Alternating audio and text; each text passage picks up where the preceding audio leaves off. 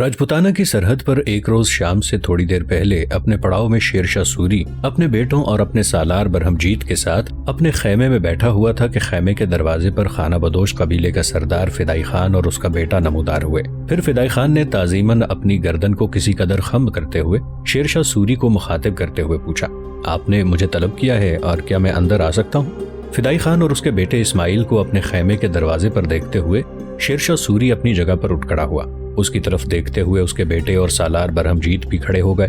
پھر شیر شاہ سوری نے بڑی شفقت میں فدائی خان کو مخاطب کیا، فدائی خان، یقیناً میں نے تمہیں بلایا ہے، تم یوں اجنبیوں کی طرح میرے خیمے کے دروازے پر کھڑا نہ ہو، بلا جھجک آگے آؤ۔ اب تم ایک طرح سے میرے لشکر کے حصے دار ہی ہو، اور یہ کہ اس کے علاوہ تمہارے مجھ پر اتنے احسانات ہیں جنہیں چکایا نہیں جا سکتا۔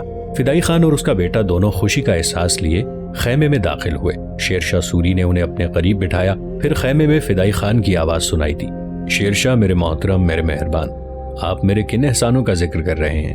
میں نے تو آپ پر کوئی احسان نہیں کیا، بلکہ آپ کے مجھ پر بہت سے احسانات ہیں۔ آپ کے سالار اعلیٰ خواص خان نے کئی مواقع پر میری مدد کی، مجھ سے تعاون کیا۔ اب یہ ایک اور احسان ہے کہ میں آپ کے لشکر میں قیام کیے ہوئے ہوں۔ میرے اور میرے سارے خانہ بدوش قبیلے کے اخراجات آپ برداشت کر رہے ہیں۔ اس پر شیر شاہ سوری مسکرا دیا، دیکھو فدائی خان، میرا تم پر کوئی احسان نہیں، بلکہ تمہارے مجھ پر بے شمار احسان ہے۔ تمہارا سب سے بڑا اور ناقابل تلافی احسان جو مجھ پر ہے وہ یہ کہ تم نے مجھے خواص خان دیا۔ سن رکھو فدائی خان، اگر مجھے خواص خان نہ ملتا میں تمہیں یقین کے ساتھ کہہ سکتا ہوں کہ جو کچھ فتوحات میں نے اب تک حاصل کی ہیں وہ میں اس قدر مختصر عرصے میں اتنی کامیابیاں اتنی جلدی حاصل نہ کر سکتا۔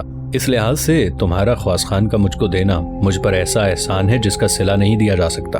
فدائی خان خوشی کے اظہار میں کہنے لگا، آقا شیر شاہ، یقیناً آپ کا کہا درست ہے۔ خواص خان ایک گوہر نایاب ہے جس کی قدر و قیمت میرے ہاں پتھر کی سی تھی۔ آقا شیر شاہ، گو میں نے اسے اپنے ہاں اپنے بیٹوں کی طرح رکھا تھا، پر لومڑیاں پکڑنے کے دوران اس کے اندر جو جوہر تھے وہ کھل کر سامنے نہیں آ سکتے تھے۔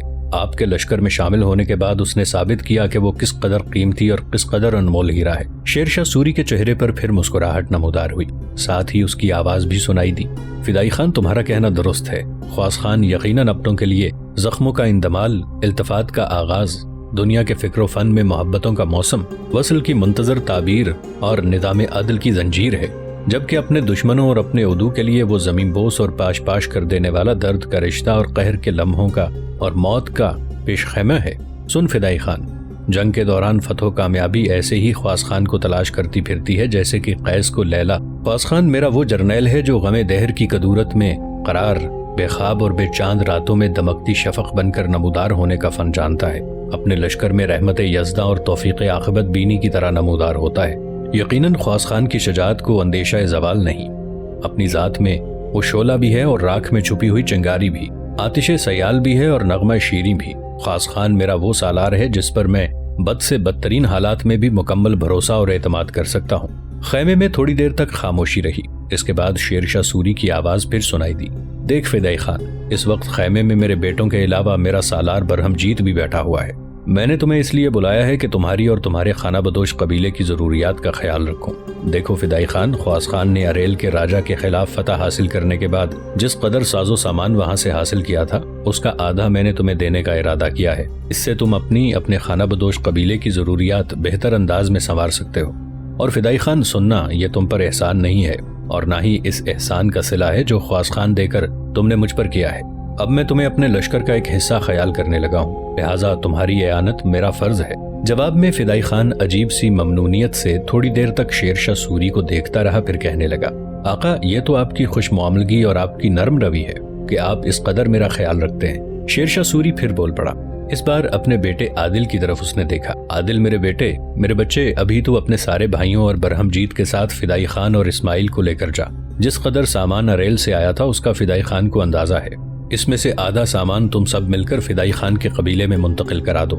شیر شاہ سوری کا یہ حکم پا کر اس کے بیٹے اور سالار برہمجیت، فدائی خان اور اسماعیل اپنی جگہ سے اٹھنے ہی والے تھے کہ خیمے میں شیر شاہ سوری کا ایک محافظ داخل ہوا، چند قدم آگے آیا، سر کو تھوڑا سا اس نے خم کیا، پھر شیر شاہ سوری کو مخاطب کرتے ہوئے وہ کہنے لگا، آقا، راجہ پورن مل کے مرکزی شہر رائے سین سے امیر خواص خان ایک قاصد آیا ہے، وہ آپ کے نام ایک انتہائی اہم پیغام رکھتے ہیں، اگر آپ حکم دیں تو میں اسے اندر بھیجوں۔ اس قاصد کے ان الفاظ پر شیر شاہ سوری تڑپ کر اپنی جگہ پر اٹھ کھڑا ہوا۔ بالآخر سب لوگ بھی کھڑے ہو گئے۔ پھر اس محافظ کو شیر شاہ سوری نے کہا، اگر خواص خان کی طرف سے کوئی قاصد آیا ہے تو اسے خیمے سے باہر کیوں روکا ہے؟ اسے فوراً اندر لایا جائے تاکہ میں سنوں وہ کیا کہنا چاہتا ہے۔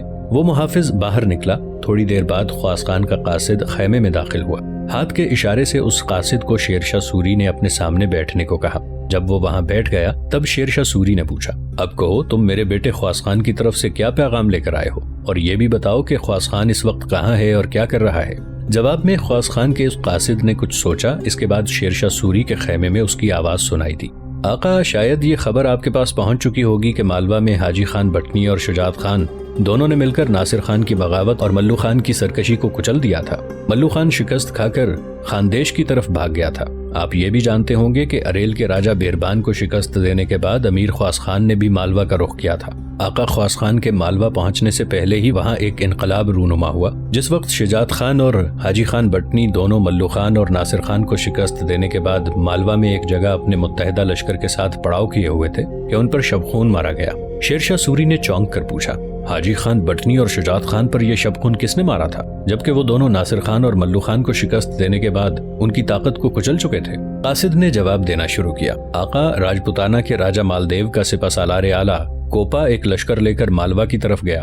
اپنے لشکر کو اس نے مالوہ کی سرحدوں پر ایک نائب کے حوالے کیا اور خود اپنے چند ساتھیوں کے ساتھ وہ راجہ پورن مل کے مرکزی شہر رائے سین گیا۔ راجہ پورن مل کے ساتھ اس نے ساز باز کی کہ مالوہ پر قبضہ کیا جائے اور آپ کی طاقت اور قوت کو وہاں ختم کیا جائے۔ پورن مل نے کوپا سے اتفاق کیا۔ اپنے سارے لشکر کا آدھا حصہ اس نے اپنے بھتیجے پرتاپ کی کمانداری میں کوپا کے ساتھ کر دیا۔ کوپا پرتاپ کے ساتھ اپنے لشکر میں آیا اور متحدہ لشکر نے جس کی رہنمائی کوپا اور پرتاپ کر رہے تھے، شجاعت خان اور حاجی خان بٹنی پر شبخون مارا۔ آقا ان کا یہ شبخون بڑا ہولناک تھا۔ اس میں حاجی خان بٹنی اور شجاعت خان کو نقصان ہوا اور وہ شکست کھا کر بھاگ گئے۔ جس وقت کوپا اور پرتاپ دونوں فاتح کی حیثیت سے رائے سین کی طرف جا رہے تھے، راستے میں بندھیل کھنڈ کے کوہستانی علاقے میں امیر خواص خان ان کی راہ روک کے کھڑا ہوا۔ دونوں لشکروں میں ہولناک جنگ ہوئی جس میں خواص خان نے کوپا اور پرتاپ دونوں کو بدترین شکست دی۔ جس وقت کوپا اور پرتاپ بھاگ رہے تھے، حاجی خان بٹنی اور شجاعت خان بھی وہاں پہنچ گئے۔ شکست اٹھانے کے بعد کوپا تو راجپوتانہ کی طرف بھاگ گیا، جبکہ پرتاپ اپنے بچے کچے لشکر کے ساتھ رائے سین میں محصور ہو گیا۔ اب امیر خواص خان حاجی خان بٹنی اور شجاعت خان کے ساتھ راجہ پورن مل کے مرکزی شہر رائے سین کے باہر لشکر کے ساتھ قیام کیے ہوئے ہے، اور اس کا ارادہ یہ ہے کہ رائے سین کا محاصرہ کر کے اس پر قبضہ کیا جائے اور مالوہ پر حملہ آور ہونے سے پہلے راجہ پورن مل کو سبق سکھا کر ان علاقوں پر قبضہ کرنے کے بعد پھر راجپوتانہ پر ضرب لگائی جائے۔ قاصد کے اس پیغام پر شیر شاہ سوری کے چہرے پر خوشی کے آثار اور آنکھوں میں عجیب سی چمک ابھری تھی۔ تھوڑی دیر تک خاموش رہ کر وہ کچھ سوچتا رہا، پھر بڑی ممنونیت سے جذبے میں اس کی آواز بلند ہوئی، خواص خان میرے بیٹے، جیسا تو چاہے گا ویسا ہی ہوگا۔ پہلے ہم پورن مل کو اپنے سامنے زیر کریں گے، اس کے بعد راجپوتانہ کے مالدیو پر اپنی طاقت اور قوت کا اظہار کریں گے۔ ایک بار پھر شیر شاہ سوری تھوڑی دیر کے لیے خاموش ہو گیا تھا۔ لگتا تھا وہ کچھ کہنے کے لیے مناسب الفاظ تلاش کر رہا ہو۔ اس کے بعد خیمے میں اس کی آواز پھر سنائی دی۔ وہ خواص خان کو داد دینے کے انداز میں کہہ رہا تھا، خواص خان میرے بیٹے، تو اینو آن سے بلند اور اندیشہ و عواقب سے ماورا میرا وہ جانباز اور اربدہ جو ہے، جو جب چاہے اپنے دشمن کے اوپر در فیض بند کر دے، جب چاہے اس کی گھڑی گھڑی کو غضب، اس کے لمحے لمحے کو ماندگی و کسل میں مبتلا کر کے رکھ دے۔ خواص خان تو میرا وہ فرزند ہے جو زمین کو ہلا دینے، کوثاروں کو ریزہ ریزہ کرنے، آسمان کی مشکوں کو کھول دینے کا فن خوب جانتا ہے۔ تو یقیناً لہروں کا وہ پیچ و تاب ہے جو اپنے اندر عجیب سحر و جذب رکھتا ہے۔ تو میرے ہاتھ میں ماہی گیروں کا وہ ترسول ہے جس سے میں طلسم زندگی کو ادا کر سکتا ہوں۔ خواص خان تو میرا وہ سالار ہے جو اپنی شرافت اور وقار آزادی کے سامنے دشمن کی سفاکی اور درندگی، اس کی وحشت نیم شبی اور اس کے دکھ کے آسیب کو زنگ کھائے لوہے اور دیمک کھائی لکڑی کی طرح بے ضرر بنا کے رکھ سکتا ہے۔ خواص خان میرے بیٹے، تو شیر شاہ کے لیے زندگی کی محرومیوں میں تجدید عہد اور حسرتوں کے انبار میں باران رحمت کے سماب کی مانند ہے۔ میری قوم کے عظیم سپوت راجپوتانہ کے راجہ مالدیو کا سپہ سالار اعلیٰ کوپا ایسا جنگجو، ایسا سورما خیال کیا جاتا ہے کہ ہندوستان کے راجپوت اسے ناقابل تسخیر خیال کرتے تھے۔ خواص خان تو نے اسے اپنے سامنے پیاسی بھیڑوں کی طرح بھگا کر ثابت کر دیا ہے کہ ایسے سورما، ایسے جنگجو تیرے سامنے زمانے کی دھول میں دفن ہو جاتے ہیں۔ خواص خان میرے بیٹے، تو یقیناً عقوبت کا سمندر، دشت و صحرا کی وسعت ہے، تیرے سامنے کوئی تلوار کو بے نیام کر کے ہمارے خلاف تباہی کے فیصلے نہیں کر سکتا۔ یہاں تک کہنے کے بعد شیر شاہ سوری تھوڑی دیر کے لیے خاموش رہا۔ اس کے بعد اس نے اپنے بیٹے عادل کی طرف دیکھتے ہوئے کہا، عادل میرے بیٹے، خواص خان کے قاصد کی رہائش اور کھانے کا عمدہ انتظام کرو۔ پھر اس قاصد کی طرف شیر شاہ سوری نے دیکھتے ہوئے مزید کہنا شروع کیا، آج کی رات تم پڑاؤ میں آرام کرو، کل ہم یہاں سے راجہ پورن مل کے مرکزی شہر رائے سین کی طرف کوچ کریں گے اور خواص خان کی خواہش کے مطابق راجپوتانہ کے بجائے پہلے پورن مل پر ضرب لگائیں گے۔ اس کے بعد شیر شاہ سوری پھر اپنے بیٹے عادل سے مخاطب ہوا۔ عادل میرے بیٹے، اب تم سب لوگ جاؤ، ابھی اور اسی وقت اپنا فالتو سامان سمیٹنا شروع کر دو، کل صبح ہی صبح لشکر یہاں سے رائے سین کی طرف کوچ کرے گا۔ شیر شاہ سوری کا یہ حکم سنتے ہی اس کے بیٹے سالار برہم جیت اور خواص خان کی طرف سے آنے والا قاصد باہر نکل گئے۔ دوسرے روز صبح ہی صبح شیر شاہ سوری اپنے لشکر کے ساتھ راجپوتانہ کی سرحد سے نکل کر پورن مل کے مرکزی شہر رائے سین کی طرف کوچ کر گیا۔ عشاء کی نماز کے تھوڑی دیر بعد ایک روز شیر شاہ سوری رائے سین شہر سے باہر نکلا۔ وہ خواص خان کے پڑاؤ کے قریب نمودار ہوا۔ خواص خان کو جب خبر ہوئی کہ شیر شاہ سوری اپنے لشکر کے ساتھ پہنچ گیا ہے تو اس نے حاجی خان بٹنی، شجاعت خان اور جلال خان جالو کے ساتھ شیر شاہ سوری کا بہترین انداز میں استقبال کیا۔ رات کی تاریکی میں جس جگہ خواص خان کے لشکر میں آگ کے الاؤ اور مشعلیں روشن تھیں، شیر شاہ اپنے گھوڑے سے اترا، آگے بڑھا، خواص خان سے لپٹ گیا، اس کی پیشانی پر ایک لمبا بوسہ دیا، پھر کہنے لگا، خواص خان میرے بیٹے، تم نے وہ مار کا سر کیا ہے، تم نے وہ کام کر دکھایا ہے جو عام آدمی یا انسان کے بس کا روگ نہیں۔ کوپا کو شکست دے کر میرے بیٹے، میرے بچے، تم نے ایک طرح سے ناممکن کو ممکن کر کے دکھا دیا ہے۔ خواص خان نے جواب میں کچھ نہ کہا، بس وہ ممنونیت سے شیر شاہ سوری کو دیکھتا رہ گیا۔ پھر خواص خان شیر شاہ سوری کا ہاتھ پکڑ کر پڑاؤ کی طرف جانے لگا تو شیر شاہ سوری خواص خان کو مخاطب کر کے کہنے لگا، خواص خان میرے بیٹے، تم اپنے خیمے میں کملاوتی کو لے جاؤ، جبکہ گنگا اور نیرمل دونوں کو فدائی خان کے خیمے میں منتقل کر دو۔ اتنی دیر تک فدائی خان بھی قریب آ گیا اور شیر شاہ سوری کی طرف دیکھتے ہوئے کہنے لگا، آقا، اس سلسلے میں خواص خان کی مدد کرتا ہوں۔ شیر شاہ سوری پھر کہنے لگا، تم دونوں جاؤ، میں خود لشکر کے پڑاؤ اور اس کے کھانے کا انتظام کرتا ہوں۔ اس پر خواص خان اور فدائی خان دونوں وہاں سے ہٹ گئے۔ فدائی خان گنگا اور نیرمل کو اپنے قبیلے میں لے گیا تھا، جبکہ خواص خان نے بڑے والہانہ انداز میں عملہ کا استقبال کیا، بہترین انداز میں اسے ملا، پھر اپنے ساتھ اسے خیمے میں لے گیا تھا، اپنے پاس بٹھا کر اس کے ساتھ کھانا کھایا، پھر وہ شیر شاہ سوری کے آنے والے لشکر کے لیے انتظام و انصرام میں لگ گیا۔ دوسرے روز شیر شاہ سوری نے خواص خان اپنے دیگر سالاروں اور بیٹوں کے ہمراہ رائے سین شہر کی طرف گیا اور اس کے ساتھ اس موقع پر محافظ دستے بھی تھے۔ شہر سے دور ہٹ کر اس نے شہر کے اطراف کا جائزہ لیا۔ رائے سین کا قلعہ اور شہر موجودہ بھیلسا سے 14 میل جنوب اور موجودہ بھوپال شہر سے تقریباً 27 میل دور واقع تھا۔ اس قلعے کے آثار آج بھی دھندیاچل کوہستانی سلسلے کی ایک بلند ترین چوٹی پر دیکھے جا سکتے ہیں۔ یہ قلعہ اور شہر بیتوا ندی کے بہاؤ کی جانب تقریباً 7.5 میل رقبے میں پھیلا ہوا تھا۔ کوہستان وندھیاچل کی جس چوٹی کے اوپر یہ قلعہ اور شہر تھا، اس چوٹی کو شمال اور جنوب سے 2 کوہستانی ندیاں پہاڑوں کے دوسرے سلسلوں سے علیحدہ کرتی تھیں، جس کی وجہ سے قلعے کی مضبوطی اور بڑھ گئی تھی۔ قلعے کی مشرقی جانب ایک مضبوط طویل چٹان دیوار کی مانند کھڑی تھی، جس نے شہر کی فصیل میں ایک طرح سے خاطرخواہ مضبوطی پیدا کر دی تھی۔ جس کوہستانی سلسلے کے اوپر یہ قلعہ اور شہر تھا، وہ تقریباً 1572 فٹ سے لے کر 1760 فٹ تک بلندی پر تھا۔ اپنی اپنی اوصاف کی بنا پر رائے سین کا شہر اور قلعہ ان دنوں ناقابل تسخیر خیال کیا جاتا تھا۔ رائے سین کی شہ پناہ اور اس کے محل وقوع کا جائزہ لینے کے بعد شیر شاہ سوری اپنے خیمے میں آیا۔ اس کے بیٹوں کے علاوہ خواص خان اور دوسرے سالار بھی اس کے ہمراہ تھے۔ یہ ایک طرح سے رائے سین پر حملہ آور ہونے کے لیے شیر شاہ سوری کی جنگی کونسل کا اجلاس تھا۔ اپنے خیمے میں بیٹھنے کے بعد شیر شاہ سوری تھوڑی دیر تک خاموش رہ کر کچھ سوچتا رہا، پھر اس نے وہاں موجود اپنے بیٹوں اور سارے سالاروں کو مخاطب کرتے ہوئے پوچھا، تم سب نے میرے ساتھ رائے سین شہر کی فصیل کا جائزہ لیا، اب بتاؤ شہر پر حملہ آور ہونے کے لیے ہمیں کیا لاہ عمل مرتب کرنا چاہیے؟ اور سنو، جہاں تک میری ذاتی رائے کا تعلق ہے، میں یہ چاہتا ہوں کہ رائے سین شہر کے بالمقابل جو قریب ترین کوہستانی سلسلے کی چوٹی ہے، سب سے پہلے اس پر توپیں نصب کر دی جائیں، کیونکہ رائے سین شہر کی فصیل کا اکثر حصہ کوہستانی سلسلوں کی چٹانوں سے محفوظ کیا گیا ہے، لہٰذا اس شہر میں داخل ہونے کے لیے یا اسے فتح کرنے کے لیے ہمیں بلندی پر سے شہر کی فصیل پر توپوں کے گولے داغنے پڑیں گے۔ اسی صورت میں ہم اپنے لیے فوائد حاصل کر سکتے ہیں۔ شیر شاہ سوری جب خاموش ہوا تو خواص خان نے اپنی رائے کا اظہار شروع کیا۔ شیر شاہ میرے محترم، آپ کی تجویز اپنی جگہ درست اور انتہائی مناسب ہے۔ ہمیں اپنے توپ خانے کو شہر کے قریب ترین کسی کوہستانی سلسلے کی چوٹی پر نصب کرنا چاہیے، اس طرح ہم اپنے لیے فوائد حاصل کر سکتے ہیں، لیکن ساتھ ہی ساتھ میں ایک اور تجویز پیش کروں گا۔ اس پر شیر شاہ سوری نے چونک کر پوچھا، خواص خان میرے بیٹے، کہو تم کیا کہنا چاہتے ہو؟ میں جانتا ہوں جو تجویز بھی تم پیش کرو گے اس پر عمل کرتے ہوئے یقیناً ہم بہتر فوائد حاصل کر سکیں گے۔ خواص خان نے کہنا شروع کیا، شیر شاہ میرے مہربان، آپ جانتے ہیں राजा पूरनमल की अमलदारी में 2 बड़े शहर हैं, एक रायसेन, दूसरा चंद्रेरी। बाकी छोटे छोटे कस्बे और शहर हैं जहां से राजा पूरनमल को ना रसद मिल सकती है और ना मुनासिब कुमक ही मुहैया हो सकती है। अगर हम रायसेन का मुहासरा कर लें तो हम शहर का चारों तरफ से तो मुहासरा करने से रहे।